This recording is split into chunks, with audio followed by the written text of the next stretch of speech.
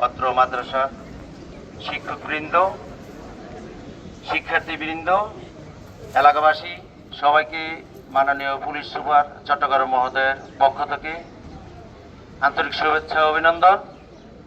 প্রিয় শিক্ষার্থীবৃন্দ, এই জোহরের নামাজের সময় বেশি কথা বলবো না। আজকে আপনাদের সামনে আমরা হাজির হয়েছি। আপনারা সবাই দ্বীনের শিক্ষার কারিগর, ইসলামের পাখি। আপনারাই আগামী দিন আমাদের বাংলাদেশের 85% লোক মুসলমান, তাদের জন্য আপনারা দ্বীনের দিক নির্দেশনা দিবেন। আপনারা সেই জন্য শিখছেন, শিক্ষার্থী।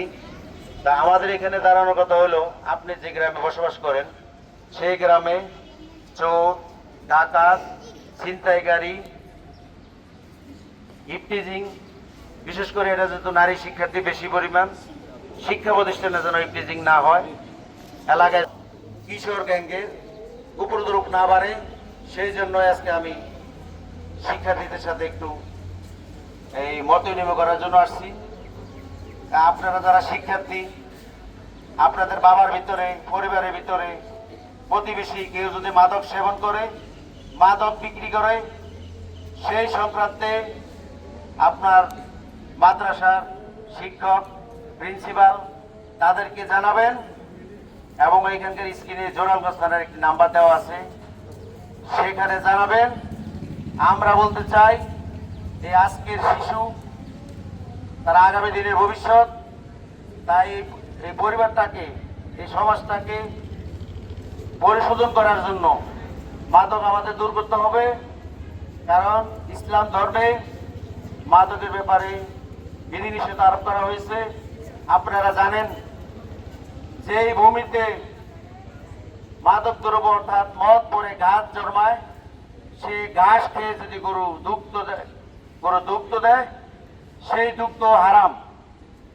তো আপনারা ইসলামে রিসার্চ করেন, আপনারা আমার চেয়ে ভালো বলতে পারেন। তা আমি বলছি, আপনার ভাই, বোন, প্রতিবেশী, কাকা, এলাকার মুরব্বী কেউ যদি মাদক সেবন করে, মাদক বিক্রি করে, তাদের সম্পর্কে জোরালগঞ্জ থানায় একটি তথ্য দিবেন।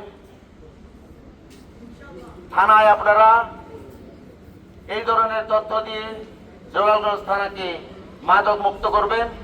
আপনাদের এই করারহাট এলাকাটা একটি 2টি জেলা সীমান্তবর্তী, একটি খাগড়াছড়ি জেলা, একটি আমাদের পার্শ্ববর্তী প্রতিবেশী দেশ ভারতের সীমান্ত।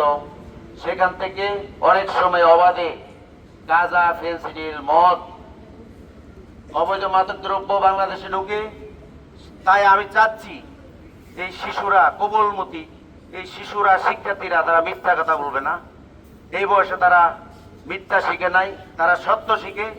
যেহেতু মাদ্রাসা শিক্ষক, আমি বলছি এলাকায় যারা চাঁদাবাজি করে, কিশোর গ্যাং করে তোলে, এলাকার শান্ত সাবলীল পরিবেশকে অস্থিতিশীল করে, এলাকার আইন শৃঙ্খলা ধরে রাখার জন্য শিশুদের সাথে মত বিনিময় করার কারণ হলো, আজকে আপনারা আপনাদের পরিবারের মা, বাবা, আত্মীয় স্বজন, প্রতিবেশীর সাথে মত বিনিময় করবেন। জোরালগঞ্জ থানার অফিসার ইনচার্জ যারা আমাদের সাথে আসছিলেন, মত বিনিময় করছেন, আমাদের বলছে গ্রামের কেউ মাদক বিক্রি করলে, মাদক সেবন করলে পুলিশকে তথ্য দিতে, কিশোর গ্যাং গড়ে তুলতে তাদেরকে তথ্য দিতে, যারা নারীদের হেনস্থা করে, ইফটিজিং করে তাদের সম্পর্কে তথ্য দিতে।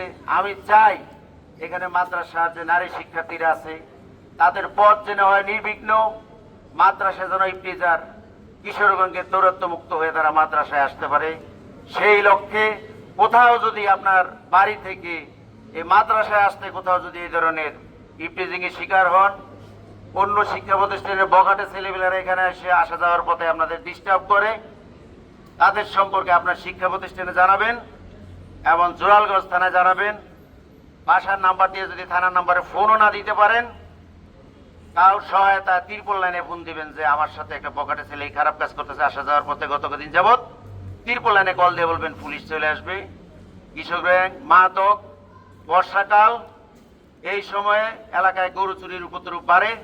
আপনারা যেহেতু গ্রামের লোকজন, আপনাদের পরিবারের সদস্যরা এই গরু পোষে, সেগুলি যেন চুরি থেকে নিরাপদ থাকে, সেই সম্পর্কে সবাইকে বাসায় যে সজাগ করবেন। আর রাত্রির বেলায় কোনো বিদ্যুতের খুঁটির ট্রান্সফরমার যদি কেউ নামায় সেই সম্পর্কে তার বিদ্যুৎ কর্তৃপক্ষের কাগজ আইডি কার্ড দেখে তাকে বিদ্যুতে কাজ করতে দিবেন। সন্দেহজনক মনে হলে এলাকার মুরব্বীদের খবর দিবেন, থানায় খবর দিবেন, তাদেরকে আটক করার ব্যবস্থা করবেন।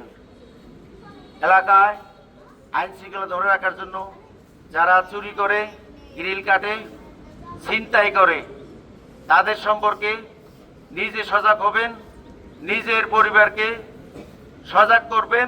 আজকে আপনাদের সাথে মত বিনিময়